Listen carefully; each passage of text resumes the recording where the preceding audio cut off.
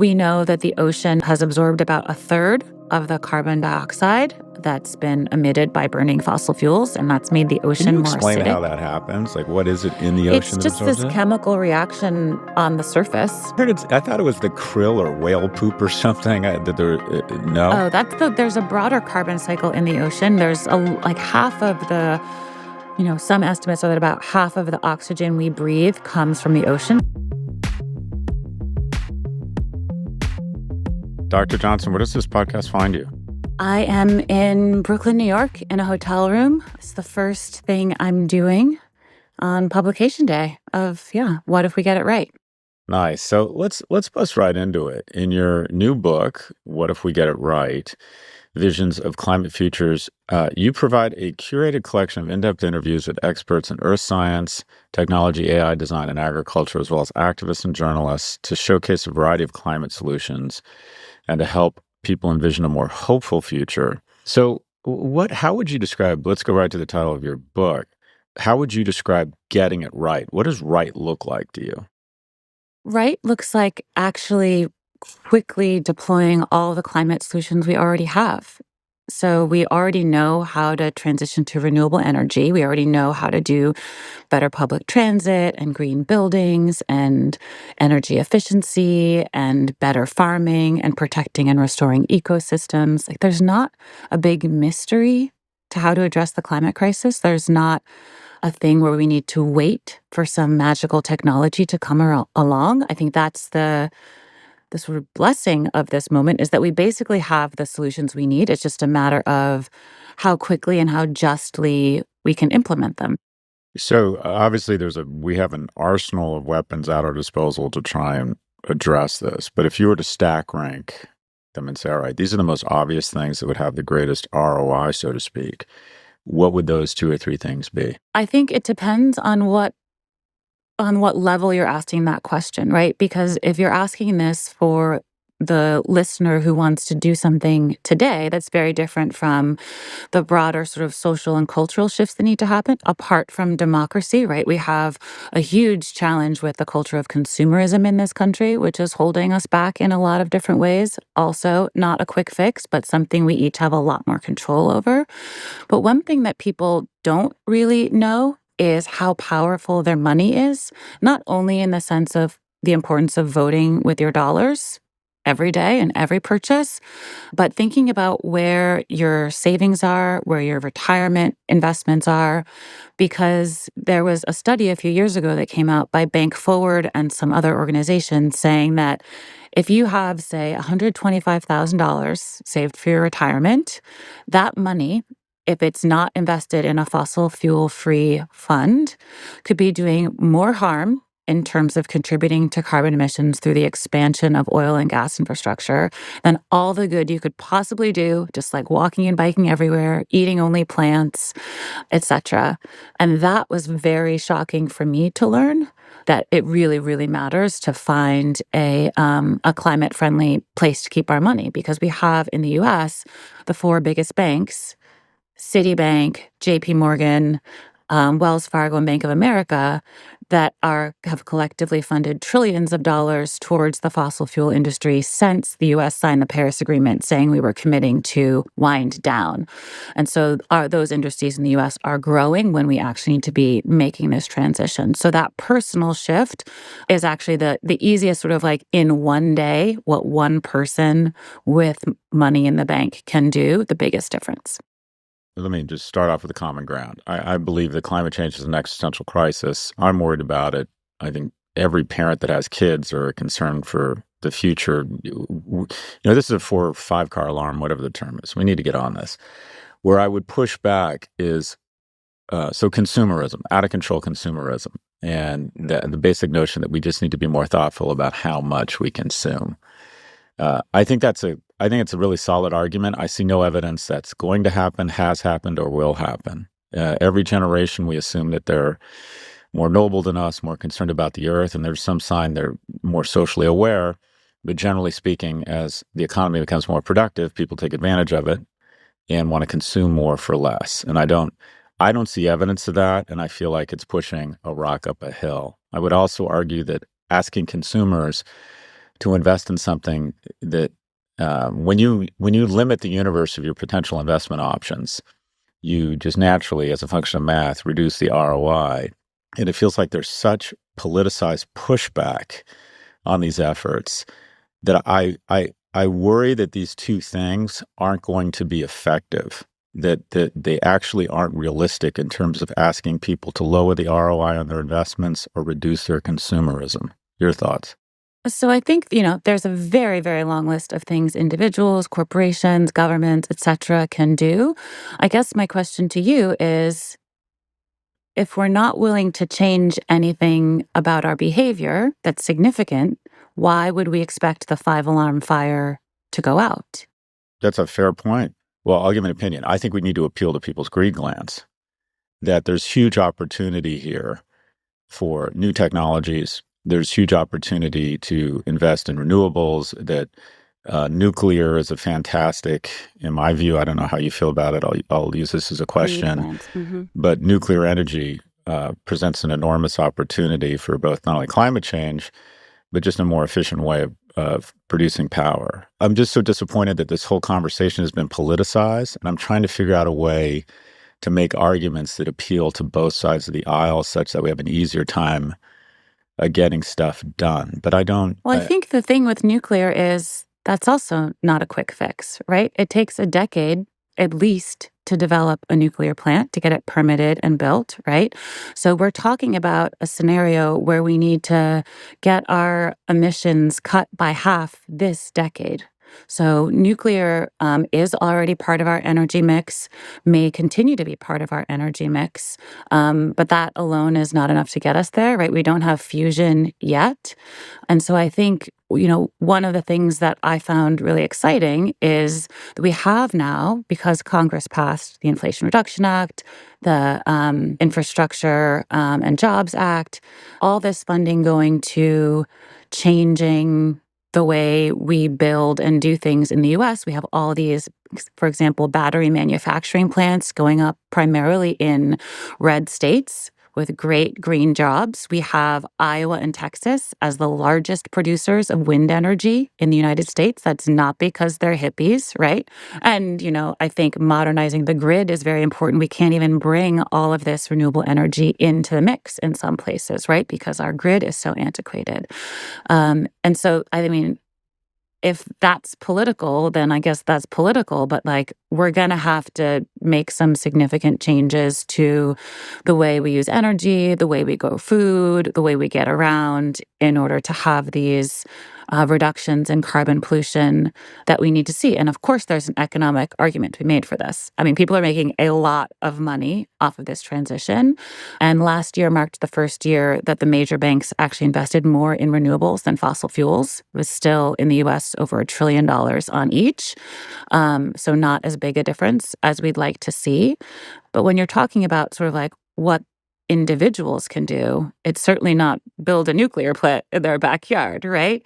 And so I think to answer your question of what we can do, like it really matters the scale, right? There's political change that needs to happen because corporations aren't all volunteering to do the right thing. There needs to be some bar set. or just There's laws, something right? they're not good enough, right? And they're not enforced often. We had, under the Trump administration, the rollback of over 100 environmental regulations for clean air and clean water, et cetera. So setting a minimum standard of environmental quality is something that's, the Clean Water Act, the Clean Air Act, the Endangered Species Act, they were all signed under Reagan in the 70s with bipartisan support. So the politicization of environmental conservation and climate in particular is actually quite new in US history. And I would like a short-term time machine to just go back not even that far. I mean, I think a lot of people who are close to nature, whether they're farmers or hunters or hikers, know that things are changing in the wrong direction and want to be a part of fixing that. Like Ducks Unlimited, Trout Unlimited, like these folks are active conservationists, right? Because they know that their hobbies, their passions require healthy ecosystems. So I personally don't think any of this has to be political. Like we all actually want a good future for our children. And there's polling that shows that the biggest motivator for people to act on climate is love for future generations. It's actually not profit, which I found to be surprising. It's not any number of other things. It really is like, I want to leave a better world for my children. And the biggest thing that can convince conservative men to care more about climate change is their daughters saying, "You're setting our future on fire, and I'm scared." And that sort of instinct to protect our daughters, our children, kicks in this way that's actually beneficial for the planet. So there's a lot of certainly like psychology and economics and politics and policy, et cetera, and culture all at play here. What if we said, okay, we're going to stop subsidizing the beef industry, and we're going to do what a lot of Western nations done, recognizing that fossil fuels, are bad for us over the long term. There's been an incredible economic arbitrage, but there's real externalities here. And we put a $5 a gallon tax on gasoline in the U.S., and we stopped subsidizing all the water and things that create beef unnaturally inexpensive. What about just straight economic pricing to address or to foot to the externalities? That would absolutely help. I mean, eliminating the subsidies would be a great start.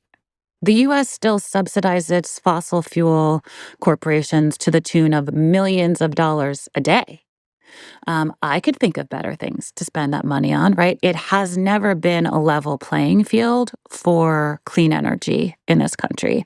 And so the fact that clean energy is growing as fast as it is sort of a miracle and proof that just catching photons from the sky is much more efficient with a piece of glass pointed at the sun than drilling and fracking and all this other stuff. And so I think, this energy transition is going to happen regardless. It is much more efficient. It is more profitable. It's just a matter of how long that takes. And this really is a race against the clock. What do you think of the idea of wealthier nations trying to bind together and figuring out a way to either subsidize or encourage developing nations who look at us and say, okay, you've enjoyed this great fossil fuel arbitrage. As people become wealthier, as nations become wealthier, they kind of engage in things that, quite frankly, just create a lot of emissions. And when we say, don't make the same mistake we did, they say, well, okay, easy for you to say you're already wealthy. What role do we have, or is there a role, or do you think it's feasible for us to bind together the wealthy nations and try and figure out, well, I don't know if it's direct economic subsidies to say, all right, please don't go down the route of coal. Please don't go down the route of beef. What role do we have, and does this Well, this exist? exists through the United Nations Intergovernmental Panel on Climate Change at the last Conference of the Parties annual climate conference. Countries agreed to establish what they called a loss and damage fund to help countries deal with the impacts of climate change. You're talking more about, the reducing emissions side, but there's also the like, ooh, like these rich countries caused this problem, and it's largely these less wealthy, less developed countries that are bearing the brunt of it because it's hitting so hard in the tropics, right? With um, hurricanes and floods and droughts and like insane heat waves, temperatures like 130 plus degrees that is just humans are not built to withstand. And so that fund has been set up, but wealthy countries just are not making the contributions that they promised, that people expected. And then there's a question, of course, of how to best distribute that because there will never be enough funds for all the need that there is. But what you're talking about, sort of jumping, away from coal to renewables, there's this question mark of what's called leapfrogging. So I interview in my book Professor Kelly Sims Gallagher, who runs the public policy school, Fletcher School at Tufts University, and worked in the White House under President Obama, brokering the first deal between the US and China on climate change that set the ball rolling to get this global agreement. And basically, the only way we were able to get that agreement was because China was seeing how polluted it was, how dirty the sky was. It was really a risk to public health. It still is, right? And their citizens were like, we've got to clean this up. And so there was that internal political will built from the public health and citizen pressure. And the only way they could get the agreement, though, is that it was each country just committed to whatever they felt like they could commit to. So we have this current framework of what's called nationally determined contributions, where every country in the world that's a signatory to the Paris Agreement gets to make up their own commitment. And every 5 years, there's a conference where you can ratchet that up, where you can commit to more, where there's an evaluation of how are we doing, what else can we get together and do. So we actually have a really good framework in place through the United Nations to do this, but it really depends on who's in office in these countries, who's president, who's prime minister. Is Congress actually appropriating the funds to put into this loss and damage fund, right? Because the president can't do that. Unfortunately, a lot of this does come back to politics because you need the leaders of nations to agree to do something.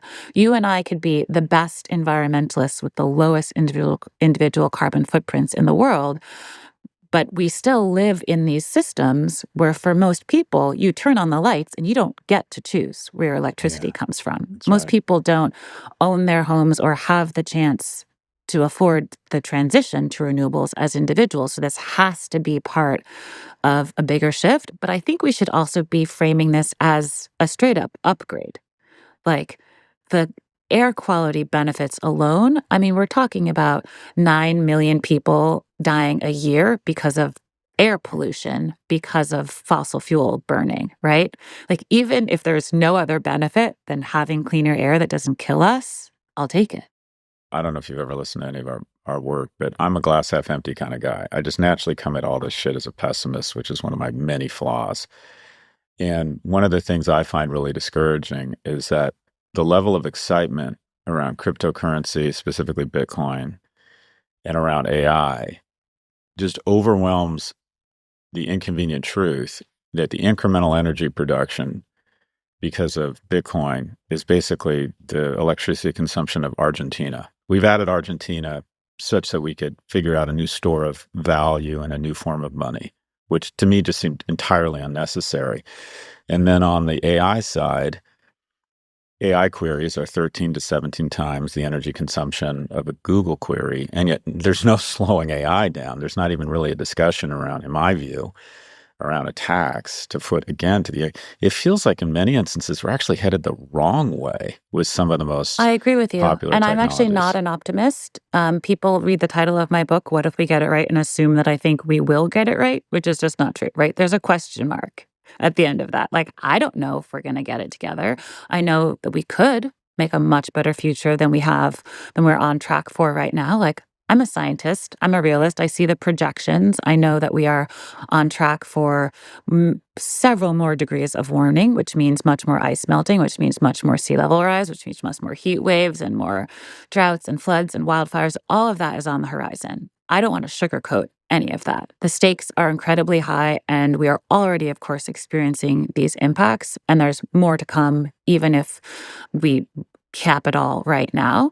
And you're right. I mean, the development of AI in particular, there's an interview in this book with Mustafa Suleiman, who is now the head of AI at Microsoft, and talking to him about it. I mean, I personally am not a fan of AI, but like, we can't put the cat back in the bag. So it's a question of like, how do we best manage that industry and leverage it for good? But one of the statistics I learned while researching this book, and of course, these are moving targets as new data comes out, but the latest was that data centers in the US already consume about 2.5% of the US's total energy demand. That was as of 2022. And that's expected to triple to 7.5% by 2030, right? We're talking about being on track for 10% of our energy being used by Yeah. data centers. On the Ezra Klein show, you discussed how the climate crisis is an God, that was like ocean's. 10 years ago. We do our homework What did here. I say?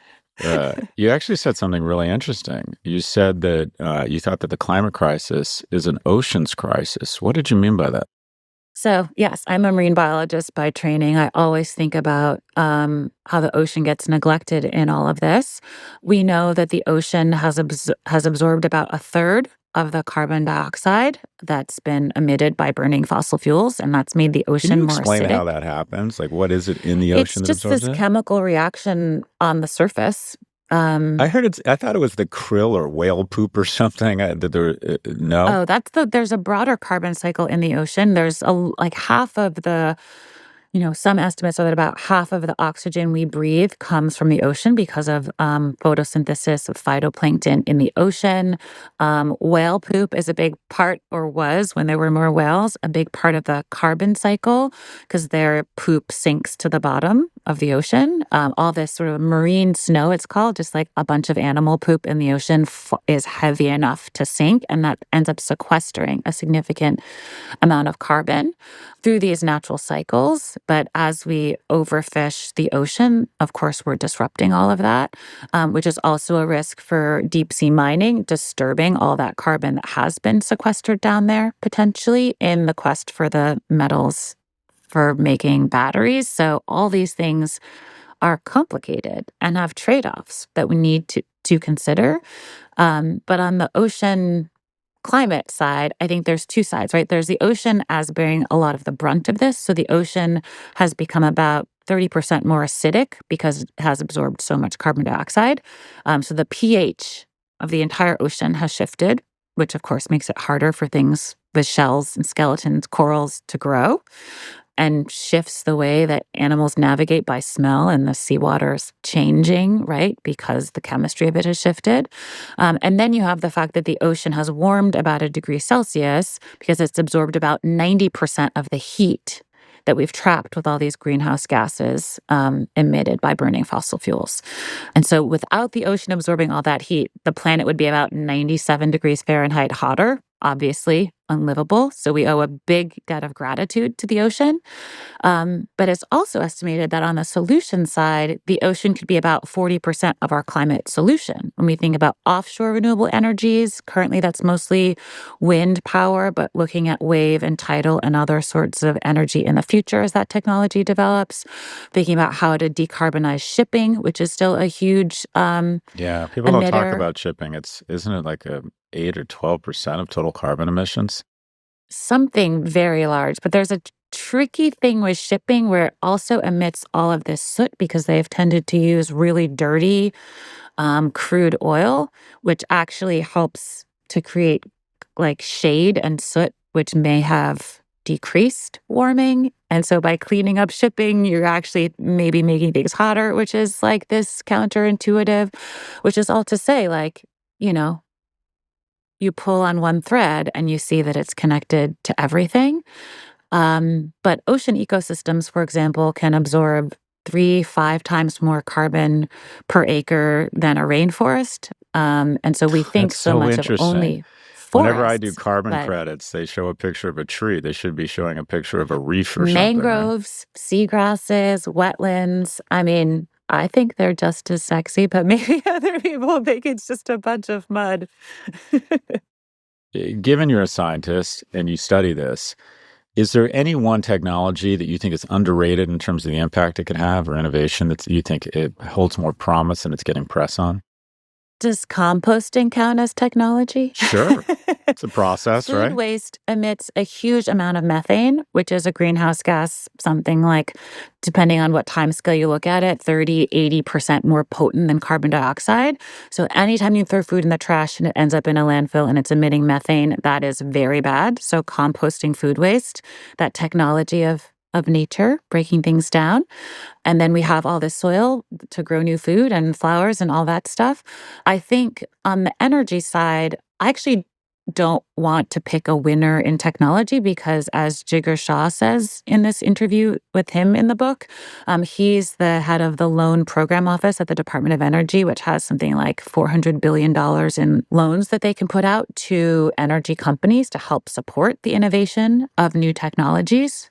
Um, his perspective, which I share, is like we're always going to need a mix. We wouldn't want to rely on all nuclear. We wouldn't want to rely on all solar or all wind, right? It is that diversity that makes the system more resilient. And so I personally like great. I think renewables are exciting. I think we should have that mix. One technology I would really like to see, especially in America, is high-speed trains. Like, why are we so behind on this, right? We're all flying short distances. It's like if we could have trains from city center to city center that were actually fast, that would be faster than flying, going through security, getting there early, whatever. It would save us time and be such a more luxurious way to travel. I mean, that's not maybe the high technology you were thinking of, but I think that would be transformative in significant ways, especially for a country as large as ours. Do you think the political environment, my sense is, unfortunately or discouragingly, I feel as if the last 1 or 2 years, we've actually regressed as opposed to making progress. What are your thoughts about the current political environment and the support we need to try and address these issues recently? Yeah. I mean, Trump is a candidate who periodically says climate change is a hoax, right? Like, that's a pretty hard scenario to be in when you're trying to advance solutions. And I think it's important to remember that, we had Newt Gingrich and Nancy Pelosi agreeing that we needed climate policy, right? Not that long ago, and like making a TV ad about it together. But I'll also say on this political polarization piece that I don't debate climate science deniers. I just, I'm not the right messenger for that, right? Like, I'm not going to change anyone's mind on the internet by telling them science facts. Like, that's not how this is going to get fixed. And so I think there's a big part of this where we can actually skip talking about the problem, right? Like, let's go back to that example of wind energy booming in Ohio and Texas. It's not because there was some big debate statewide and they were like, okay, climate change is a problem. We should develop this industry. It's just because it makes sense and they're good jobs and it's profitable. And we don't even have to talk about the why and the details, right? And I think we can kind of gloss over a lot of the problem and just agree on the solutions. We'll be right back.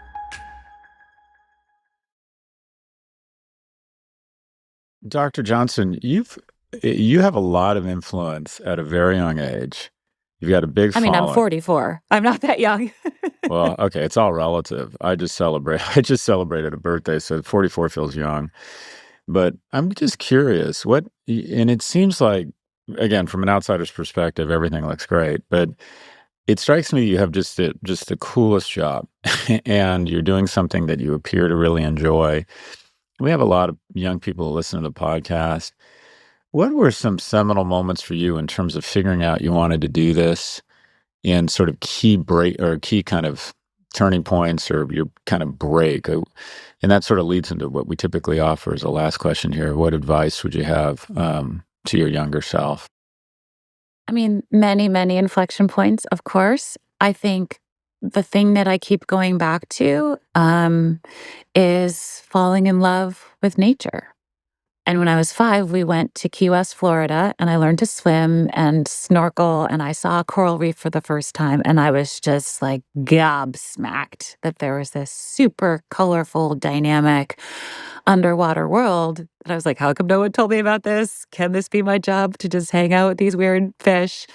And that sort of started me off on that path. But I had marine biologist is a pretty common dream job for a 5-year-old. Yeah, I it's maybe it's just like, literally something my son has said that he'd like to be a marine biologist. I'm it's like, well, an what is that? actual job. We could use the help. And I think though that like my dreams professionally evolved a lot, right? Like a lot. When I was 10, I was learning about the civil rights movement. I wanted to be the lawyer that got the next Martin Luther King out of jail. I was like, I want to support people who are fighting for justice. And then I thought, I started camping and backpacking, and I was like, I could be a park ranger. Like, I could get paid to just hang out in the forest. Like, clearly that's the best job. And then I started to get a little more savvy about the policy and politics of it all and was like, oh, maybe environmental lawyer is a good thing. And then when I was ready to go to grad school, I thought, there's a lot of lawyers in the world. Maybe I could approach this question from the science side and like meet the lawyers and policy folks in the middle. And so that's what I decided to do. But always it was this interdisciplinary approach of science and policy and politics and economics and culture, because it's that crazy puzzle that we have to solve, complicated and unlikely though it may be.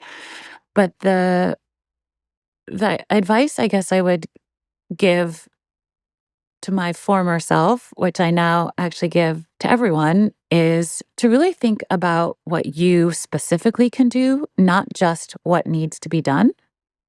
The way that each person can contribute to addressing the climate crisis is going to be different. And so I have this concept, this framework of a climate action Venn diagram.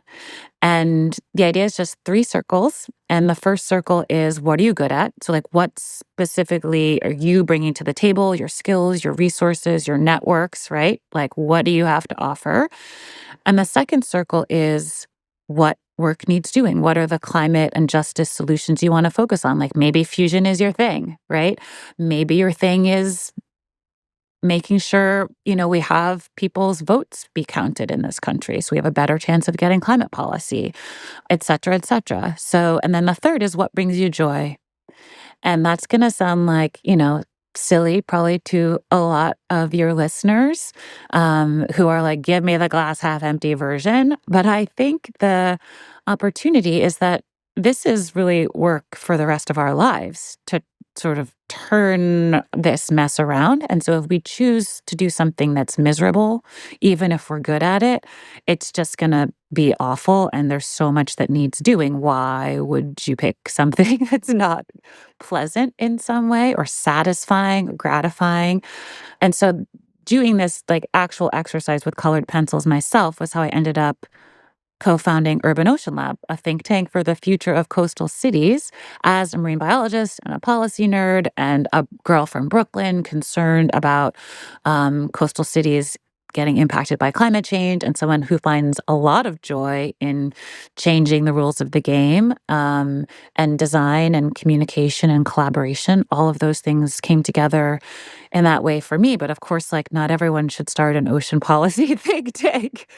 So that's my recommendation, is like really think about like your bespoke offering to climate solutions. Dr. Ayana Elizabeth Johnson is a marine biologist, policy expert, writer, and Brooklyn native. She is co-founder of the nonprofit think tank Urban Ocean Lab and the climate initiative, the All We Can Save Project. She's also the co-creator of the podcast How to Save a Planet. Dr. Johnson's new book, What If We Get It Right? Visions of Climate Futures, is out now. She joined us from her hometown of Brooklyn. Dr. Johnson, we are rooting for you. We appreciate your time. Thank you. Thanks for having me.